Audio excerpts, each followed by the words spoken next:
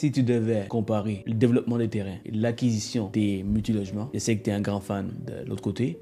Devant moi, pourquoi tu préfères cette mode de vie que l'autre? Il y aura toujours de bonnes opportunités dans n'importe quel des créneaux. On parle de plex, de terrain, de chalet, de commercial. C'est toujours par rapport au prix que tu paies. C'est toujours par rapport à est-ce que tu as fait une belle acquisition ou tu t'es fait vendre le concept que c'était bon d'avoir un 24 logements ou d'avoir un triplex que tu as acheté dans le marché de quelqu'un qui vendait. T'sais. Moi, ce que je vois depuis 10 ans, c'est que je vois plein de formateurs qui t'expliquent comment t'acheter un plex et des milliers de personnes qui sortent de ces formations-là chaque semaine, qui arrivent dans le marché puis qui viennent un peu biaiser la patente parce que t'as plein de monde qui ont même pas les moyens de faire une transaction puis ils vont faire des offres. Fait que là, mettons qu'il y a un triplex demain matin à Blainville qui sort. Et là, t'as un paquet de monde qui vont chasser le triplex. T'sais. Fait que tu te retrouves dans le marché avec 20, 30 offres d'achat sur le même building. Ça devient à la fin que les chiffres fonctionnent plus ou moins. Puis les gens, ben, ils le voient comme un compte épargne finalement. Mais est-ce que c'est ça ton plan, d'avoir un compte épargne? Pourquoi tu fais ça? Pourquoi tu fais un projet qui t'occasionne de la gestion, qui crée